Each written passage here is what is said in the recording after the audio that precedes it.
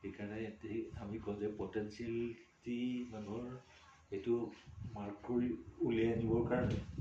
এই কথাবিলাক কিন্তু কোচবিলাকে জানিব লাগিব এটা খেলৰ ল'ৰা কোনটো ভাল হ'ব সেই বস্তুটো ষ্টাডি কৰিব জানিব লাগিব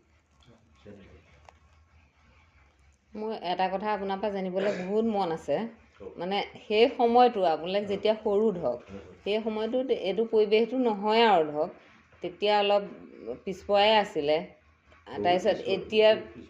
সেই সময়টোৰ পৰা গৈ পেলাই আপুনি ধৰক বিভিন্ন দেশ বিদেশৰ পৰা ধৰি চব ফুৰিলে এই জেগাকণলৈ আহিলে আপোনাৰ মনটো কেনেকুৱা লাগে আকৌ ঘূৰি পুৰণা জেগাকণলৈ আহিলে পুৰণা জেগাকণলৈ আহিলে ভালেই লাগে পৰিৱেশ এটা নতুন পৰিৱেশ এটা পুৰণা দিনবিলাক মনত পৰি যায় আকৌ সোমাই যাওঁ নহয় আমি তাৰমানে যেতিয়া আমি নিজৰ বিষয়ে সোধে নহয় বহুতে ক'ব লগা হয় আমি কওঁ মই যিখন গাঁৱৰ পৰা আহিছোঁ মানুহখিনি দুখীয়া হ'ব পাৰে কিন্তু মই সেইখিনি মানুহৰ পৰাই মই নীতি বচনখিনি চৰিত্ৰটো গঠন কৰিলোঁ মই সেইখিনি মানুহৰ পৰাই শিক্ষা পাইছোঁ গতিকে মই জিৰ' কেপিটেলৰ পৰা অহা নাই মোৰ দাদাইদেউ বৰদেউতা ঈশ্বৰৰ ইষ্ট মিত্ৰ কুটুম যিখিনি আছে গাঁৱৰ যিখিনি মোৰ জ্যেষ্ঠ আছে মই গোটেই কথাবোৰ তেখেতলোকৰ পৰাই শিকিছোঁ আৰু তাত মই কাৰোবাক ফাঁকি দিব লাগে বুলি আজিলৈকে শিকি নাপালোঁ শিকিলোঁ দিও নাপালোঁ আমি সেইখিনি কথাটো মই গাঁৱৰ পৰাই শিকিছোঁ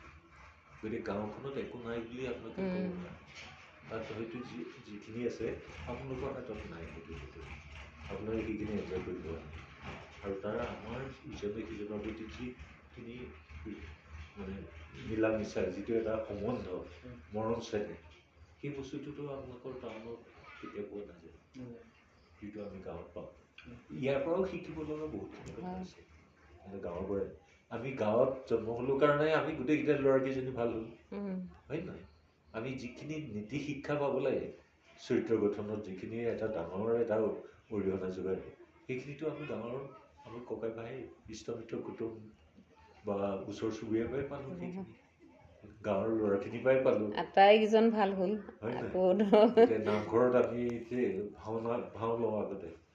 বিহু মাৰোগৈ হুঁচৰি গাওঁগৈ সেইবোৰতো গাঁৱৰ ল'ৰা ছোৱালীখিনিৰ মাজতে কৰোঁ আমি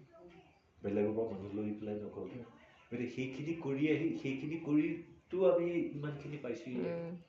আমি বেয়া কথাই শিকা নাই ভালখিনি লৈছোঁ আমি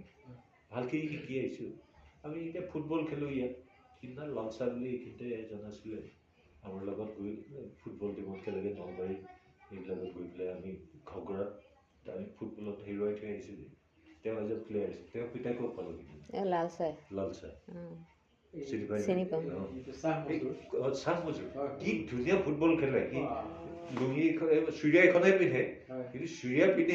সি ফুটবল খেলিব নহয় মানে এদিন তাৰ পেণ্ট নাই সিহঁতে এই চুৰিয়াখনে কেনেকৈ খেলো বলচোন তেনেকৈ খেল ফুট মাৰি লৈছে ধুনীয়াকৈ বেল্ট এডাল মাৰি লৈছে চুৰিয়াখন তেনেকৈ খেলিলে আমাৰ লগত সিয়ে গ'ল ধৰিলে মানুহজন বাৰু ষ্ট্ৰং আছিলে সিয়ে গ'ল দিলেগৈ মানে এনেকুৱা স্মাৰ্ট সেই কথাবিলাক এতিয়াও আমাৰ মনত পৰে কিন্তু এটা কথা আমি কোনো ক্ষেত্ৰতে আমি পিছ পৰি থকা নাছিলোঁ বিহু নাম গোৱাৰ পৰা ঢোল বজাওঁ মই ঢোল বজাব পাৰোঁ খোল বজাব পাৰোঁ বিহু নাচিব পাৰোঁ বিহু নাম গাব পাৰোঁ হুঁচৰি পদ দিব পাৰোঁ ভাওনাত আমি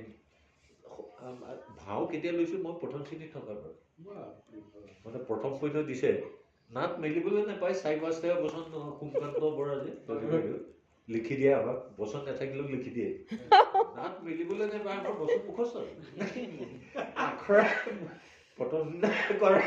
আমি একদম বচন ভাৱে আমি ধুনীয়াকৈ গাব পাৰোঁ এনেকুৱা সেই কথাবিলাক মানে এতিয়াও আমাৰ মনত থাকে কিন্তু সেইখনেই সমাজৰ পৰা আমি গ'লোঁ কিন্তু আমিতো বেয়া কথা নিশিকিলোঁ চব ভাল কথাই শিকি গ'লোঁ যিটোৱে আমাক জীৱনত সহায় কৰিছে আমি মই যোৰহাট জে বি কলেজত পাছ কৰা বি এছ চি ৰিজাল্ট মোৰ ছেকেণ্ড আছিলে বি এছ চি হেৰি মেজৰ লৈ পঢ়িছিলোঁ এবাৰ এই তাত তেনেকৈ যিখিনি টাউনৰ ল'ৰা ছোৱালী আছিলে টাউনৰ ল'ৰা ছোৱালী তেতিয়া লালা অমৰনাথ মহিন্দ্ৰ অমৰনাথ সুৰেন্দ্ৰ অমৰনাথ টেষ্ট প্লেয়াৰ যে আছিলে লালা অমৰনাথ তেওঁৰ দেউতাক লালা অমৰনাথে আমাক ক্ৰিকেট কোচিং দিবলৈ আহিছিলে তাৰ পৰা আহিছিলে জে বি কলেজখন ডাঙৰ কলেজ জানো বাৰু উজনি অসমৰ এক নম্বৰ কলেজ আৰু অসমৰ ছেকেণ্ড কলেজ 1930 প্ৰতিষ্ঠা হোৱা ব্ৰিটিছে প্ৰতিষ্ঠা কৰিছিল কলকাতা ইউনিভাৰ্চিটি তাৰপৰা গুৱাহাটী ইউনিভাৰ্চিটি এটাৰ থাকিলে তাৰপিছত ডিব্ৰুগড় ইউনিভাৰ্চিটি এটাৰ থাকিলে এতিয়াতো ইউনিভাৰ্চিটি হৈ গৈছিল অট'নমাছ কলেজ মই শিক্ষাসকলৰ পৰাই PhD পাছ কৰা তেতিয়া তাত পঢ়ি থাকোঁতে মই লগৰকেইটাক কওঁ এটা যুগল প্ৰদীপ শইকীয়া বুলি আছিলে তাত আকৌ অনাৰ্ছ পাবৰ কাৰণে ৰিটেন টেষ্ট লয় BSc অনাৰ্ছ ঘপককৈ দি নিদিয়ে চিলেক্ট কৰি নিদিয়ে মাৰ্কশ্বিট হ'ব ৰিটেন টেষ্টত যিকেইটা ভাল হ'ব সেইকেইটাকে ল'ব মানে চিট একেবাৰে চিলেক্টেড 15টা নে কিমান অনাৰ্ছ আছিল চবেই নাপায় তেনেকৈ তাৰপৰা ৰিটেনটো হ'ল ৰিটেন দিলেও যুগল প্ৰদীপ শইকীয়া বুলি কিয় কৰিলোঁ আৰু তাত কৈছে ঐ বৰা কিমান পাবাহি মই 50 আপ পাম বোলে তুমি তেতিয়া চিলেক্ট হ'লা বুলি ধৰা মই নাজানো চিলেক্ট কৰোঁ নহয় কিন্তু 50 আপ পাম ৰিটাৰ্ণটো অফিচত গ'ল আৰু মই 56 পালোঁ বুলি গম নাপাওঁ আৰু অনাৰ্ছত চিলেক্ট কৰিছে আমাৰ লিষ্ট হেং কৰিছে তাৰপিছৰ পৰাহে অনাৰ্ছ মেজৰ ক্লাছ তেতিয়াতো আপুনিতো দুবিয়াতে পঢ়া নহয় জানো দুবিয়া হাইস্কুলৰ পৰাই মেট্ৰিক পাছ কৰা মই স্কুলৰ টপাৰ আছিলোঁ প্ৰেমকান্ত গগৈ নৰহৰি গগৈ মোৰ বেষ্টমেট আছিলে প্ৰেম গগৈ নগাঁও পৰা হেৰি তেতিয়া মই সিহঁতক কওঁ এই তোমালোকে ক্ৰিকেট খেলোঁতে মই তেনেকৈ যাওঁ আৰু মোৰ একে নামৰ এটা তিয়কৰ ল'ৰা শ্বটপুট জাম্পিং এইবিলাক কৰে মই কৰোঁ কাৰণে সি মোক বৰা আপুনি নাথাকিলে মানে সি আগতে মাৰিবলৈ টান পায় আগত মোক পঠায় বোলো ইমান ভয় খাইছে কেলৈ তুমি এনেইতো মাৰিবই লাগিব তুমি দুটা পিছত হ'লেও তুমি জাপ মাৰিবই লাগিব বোলো মই মাৰি দিছোঁ দিয়া বহি থাকা তুমি বেছি কথা ক'লে বোলো এই তোমালোকে আমাৰ লগত নোৱাৰাহে বুজিছা